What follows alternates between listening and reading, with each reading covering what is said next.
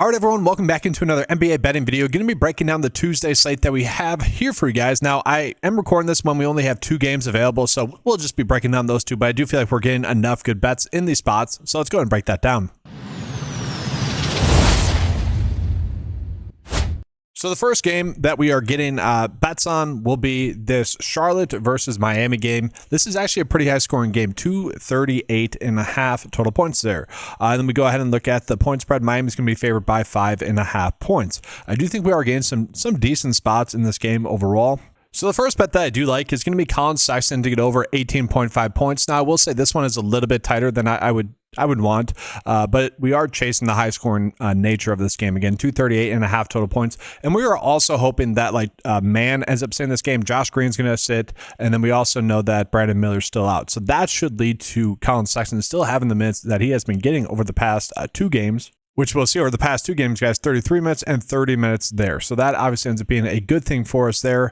The Charlotte has been putting up a decent amount of points. You know, all their games have been pretty high scoring. And so that's also part of the bet. But we are really just betting on him getting to 30 total minutes in that game. And if we just look at the projection data, he is kind of projected to get under 17.5 points. I guess if you're looking for another bet, you could go over his PRA. The projection data slightly favors the over there as well, but really it's just a bet on him playing well. I wouldn't mind the over PRA there. But if we are using that logic here with Colin Sexton, we could also use it with Bridges as well. Betting on this game to be high scoring, I do like the idea of Bridges being able to get over 29.5 points, rebounds, and assists. And what I really like about him is the amount of shot attempts that he's been getting. And he hasn't exactly been hot from 3-ball range just yet. I mean, 3 for 6 in the open night, great. 3 for 9, 1 for 7.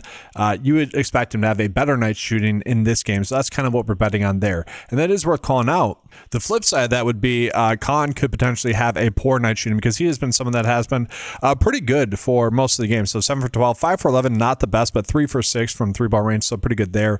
And then we look at the first game, guys, 3 for 4 from 3-ball range. So he's been shooting the basketball a little bit too well. You would kind of expect him to have a poor night shooting eventually.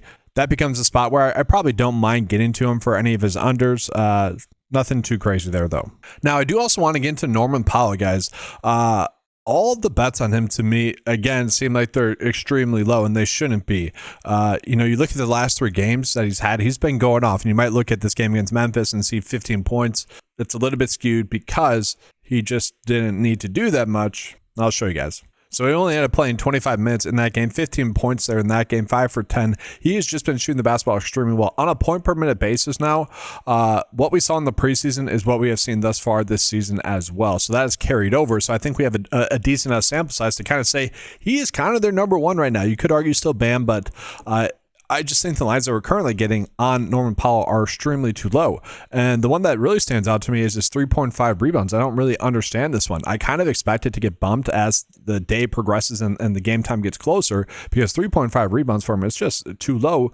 Again, kind of given what we saw throughout the preseason and given what we have seen thus far. But at the same time, I like really all of his overs. The projection data does like him to get 3.73 rebounds. Again, I think that's going to end up being a little bit higher than we're expecting there. If you wanted to go with his over points and rebounds, 25.5, I think that ends up being a good one. And then going over his points, rebounds, and assists, another bet that I think is fine. I don't really want to mess with his assists too much. I do want to stick to mostly points and rebounds type bets, but really through and through, all the bets that we're getting on him are just all a little bit too low. Now, he could end up having a poor night shooting. That could easily happen, but that's really the realm of possibilities for me in this game. That's a high scoring game and really not a terrible matchup for him. So maybe as a golden night shooting, that could end up happening. That happened to us 2 nights ago where we went 4 for 6 with our bet of the day. Gary Trent Jr. got the amount of shot attempts up that we wanted him to get. He just could not hit a shot. And then I do just want to sort by Miami players here, guys. So obviously we're looking at NBA mostly, but Malik Washington's pulling in there for NFL. Davion Mitchell for over 3.5 field goals made. I'm okay with that. He should get the minutes.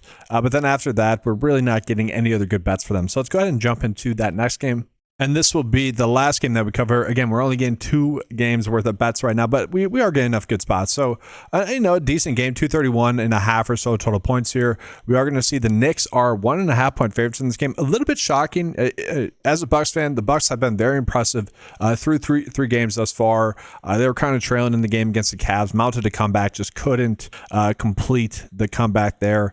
And I really value the Cavs Also, on top of that, guys, the New York Knicks are currently a little bit banged up. So I could see betting on the Bucks to win, guys. And if you like that bet, looks like minus 110 or so for maybe them to cover. That could end up being a decent bet just across the board. And so, again, it is worth calling out the injuries that are going on here with the Knicks. Currently, Donald's currently questionable. Obviously, he ends up sitting. That'd be very good for the Bucks. McBride can end up sitting. And then Gorson is as well is currently questionable as well, guys. So all those players kind of add up to me liking the Bucks as it currently sits right now. That being said, the Bucks, we do have to worry about one injury as well. Kyle Kuzma as well a little bit. Some of the bets I'm going to mention, like, Ryan Rollins and Cole Anthony is currently questionable. If Kyle Kuzma plays, that could shift it a little bit in regards to the bets I like. But yeah, Cole Anthony, if he ends up being active in this game, I like some of his over bets. If he's not active in this game, then we're just looking at Ryan Rollins to have another good game. So I do want to call it a bet that we are currently getting on an underdog for Ryan Rollins. This is a bet that, again, I do expect it to get bumped, but currently he's at 3.5 rebounds. Projection data has him at 4.5 if we round up. Average sportsbook line has him at 4.5 as well. Now, we do know Kevin Porter is going to be out in this game. If we look at Ryan Rollins thus far, guys, 4 rebounds, 5 rebounds, 4 rebounds. Okay, so again, it's probably going to get bumped, but maybe they just decrease the payout of the over. But currently, as a standard bet, that one stands out to me. But I do want to call it his shot attempts at the beginning, guys. So 11, and 9 has been hitting a 3-ball, guys. This is crazy. Okay, 1 for 5, 1 for 5, 1 for 6.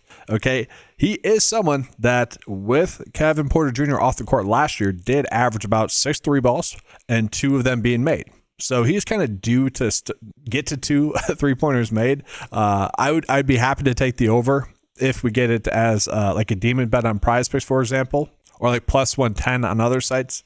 But I want to call it the mids. So obviously he's been getting heavy mids with Kevin Porter Jr. out, but he's impressive. He's a good pass-well player. And so I'm a little bit surprised at some of the lines that we are getting for him. I know the day is kind of telling us to bet on the unders, but this is kind of one of those where if you're playing on more traditional sports books, I like the overs here. So you could do over 4.5 field goals made there. Again, if you're playing on more traditional sites, maybe not necessarily Prize Picks or underdog, but the projection data likes the over for his points, rebounds, and assists here of 21.5. A bet that I'd be fine getting to. Again, assuming he gets the same role. And if Cole Anthony ends up sitting, this is a good spot. I like his over 11.5 points. Okay, the average sportsbook line at 12.5. Points and rebounds. You could also bet the over there on underdog of 15.5. Also not a terrible route to go. But just overall, I like the edges that we are getting on the bets for him. Now let's go ahead and talk about Cole Anthony. So Cole Anthony, we're going to notice that we're getting him at 13.5 for the over of his assists. This one has about a 52% likely to hit. Again, he's currently questionable. He could end up sitting. If he ends up playing, though, I don't necessarily think that's going to hurt Ryan Rollins, but I do think we're going to see Cole Anthony be productive. Okay, we even seen the first game, guys. Only 12 minutes in that game, still had 9 points, 2 rebounds, and 5 assists. So very productive there. And then we look at what he did in the game without Kevin Porter Jr. Really went off in that game. A little bit of a hot hand situation, but he is someone that is vibing well for the Bucks right now. And just seeing some of these lines that we're getting, I think they're a little bit too low for the amount of usage he will have with Kevin Porter Jr. off the court. He probably will be commanding the second unit as well, with Giannis not on the court with him as much, which should actually bode well for Cole Anthony. And then I do want to mention some of these OG bets that we are getting as well, guys. So it is predicated on if any of the bigs end up sitting there again for the Knicks. But looking at some of the bets that we're getting for him, over 15.5 points, not terrible. The projection data likes the over. Over 5.5 fields made, again, not terrible. The data kind of likes the over there. And then also points, rebounds, and assists. The data really likes the over here as well. The projection data, that is. And I think we probably just go with over 15.5 points right now, 52% likely for this one to hit. You kind of hope that he gets a little bit of a matchup against Bobby Portis as well, who hasn't been playing all too well, and he's been limited minutes-wise. Portis' 10.5 points somewhat stuck out to me. Just the Knicks do run out a lot of bigs. Maybe Portis gets more minutes, but that would help out OG is kind of the point I'm trying to make here. So interesting spot there for him as well. All right, guys, so let's go ahead and get to the bet of the day here. Again, just kind of recapping the bets we called out. Let's start with Ryan Rollins. So I do like that over 3.5 rebounds there on underdog, guys. Take advantage of that. And I could actually end up pairing that with Norman Powell. That's kind of my secondary bet of the day there if you guys are someone that's betting on underdog. And it's worth calling out the bets that I'm calling out here for Ryan Rollins. Better traditional sportsbook bets there as well. Same thing with Colin Sexton, more for traditional sportsbooks. this is the day before we are trying to gain some early edges, and I think we are doing that. Then Miles Bridges, kind of like that in the game stack there with the Miami and Charlotte prop bets that we're looking at. OG to get us over 20.5 points, slightly hoping for, a couple of the bigs for New York to end up being out in this game.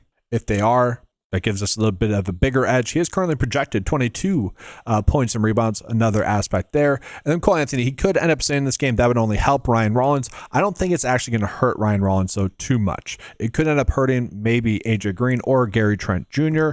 But overall, assuming Ryan Rollins has a good enough game going, it shouldn't hurt him that much. I could see a path, though, where you would want to not pair those two together. If you want to do it, it makes sense. But that's going to do it for this video. Appreciate you guys being here. Leave a like, subscribe to the channel if you guys have not done so before. Comment your guys' favorite prop bet as well. If you guys have one, let us know in the comment section below. That's going to do it for this video. Appreciate you guys being here. Good luck. Oh, if you guys would like access to any of the tools that I showed you guys throughout this video, head on over to 9to5sports.com. Get access to those tools for a low monthly cost of $10 a month. All right. Appreciate you guys being here. Good luck. And as always, let's keep cashing.